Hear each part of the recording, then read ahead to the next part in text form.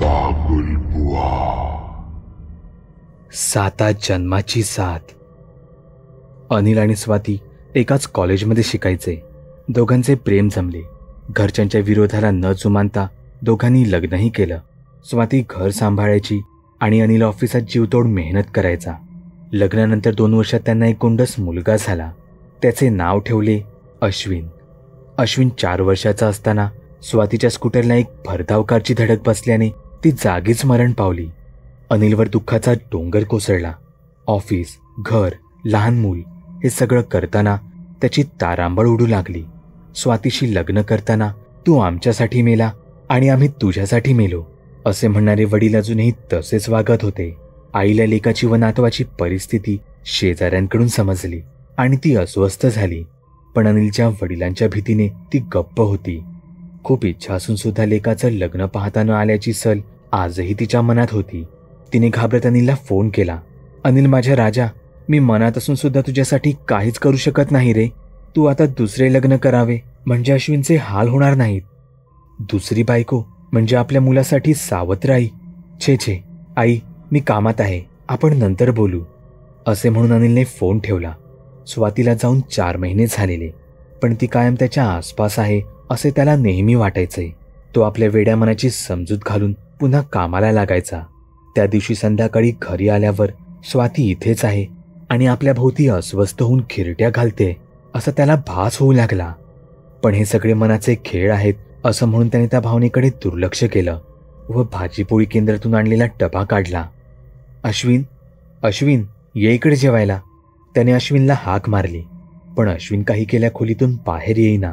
अनिल स्वतः बेडरूममध्ये गेला. अश्विन शांत झोपलेला. स्वाती गेल्यापासून आज पहिल्यांदाच तो इतका शांत झोपलेला पाहून अनिल क्षणभर सुखावलाच. पण आज हा उपाशी झोपला. असो, नको उठवायला असा विचार करून अनिल बाहेर आला. डबा उघडून पाहतो तो त्याचा डबा रिकामा. अश्विन उपाशी झोपलाय. आता आपण पण उपाशी झोपू म्हणून त्याने डबा ठेवून दिला. दुसऱ्या दिवशी सकाळी अनिलने अश्विनला विचारले, राजा, काल दमून लवकर झोपलास ना?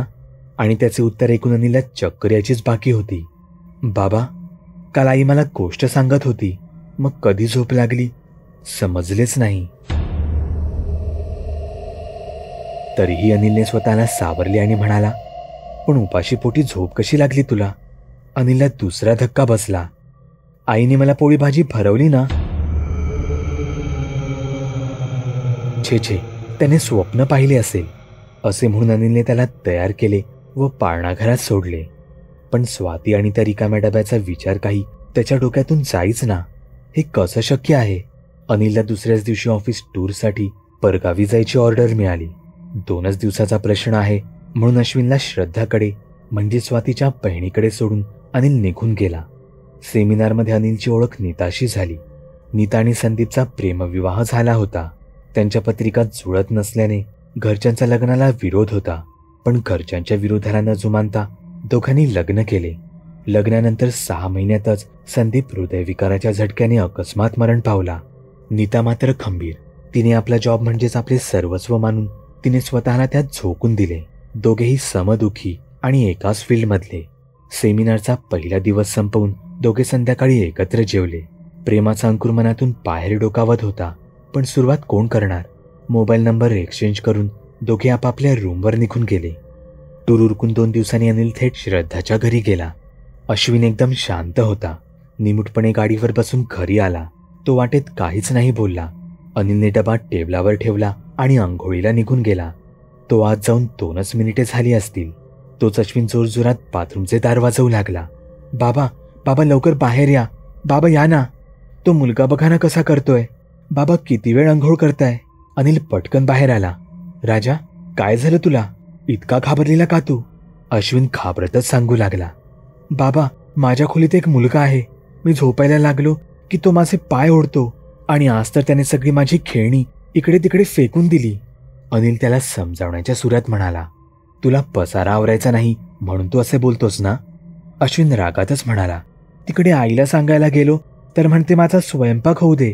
इथे तुम्ही पण माझे ऐकत नाही. अनिल स्वयंपाकघरात गेला तर स्वाती तिथे नव्हती. पण शेगडीवर स्वयंपाकाची भांडी व गॅस पेटलेला दिसत होता. अनिल मनातून घाबरला. बाहेर येऊन तो अश्विनला म्हणाला, आपण आताच्या आता या घरातून निघून जाऊया, इथे भूत आहे. तुझी आई गेली त्याला आता 4 महिने झाले आणि जी बाई तुला दिसते ना ती तुझी आई नाही रे. इतक्यात लहानग्या अश्विनने अनिलचा हात घट्ट पकडला. अश्विन, अरे असं काय करतोय? आपल्याला निघायला उशीर होतोय. मी बॅग भरतो आणि आपण आताच्या आता हे घर सोडून जाऊ. अरे माझा हात सोडणार रे, असं काय करतोस? अश्विनने अनिलच्या डोळ्यात डोळे घालून पाहिले.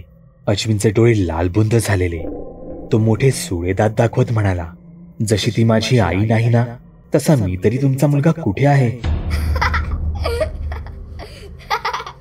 तो जोरजोरात हसू लागला.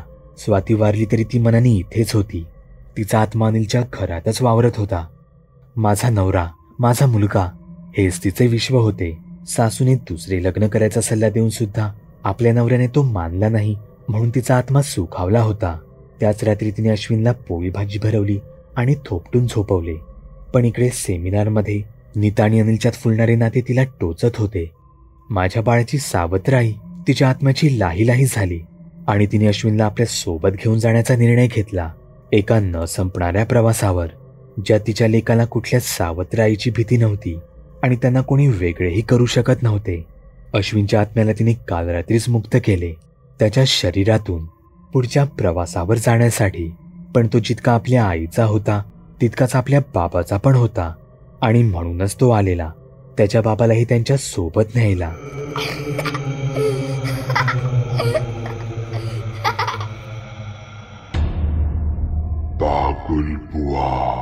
चॅनलवर अपलोड केलेल्या नवीन व्हिडिओची नोटिफिकेशन मिळवण्यासाठी चॅनल सबस्क्राईब करायला विसरू नका. व्हिडिओ आवडला तर आमच्या मेहनतीचा मोबदला म्हणून तो लाईक करून मित्रांसोबत जरूर शेअर करा.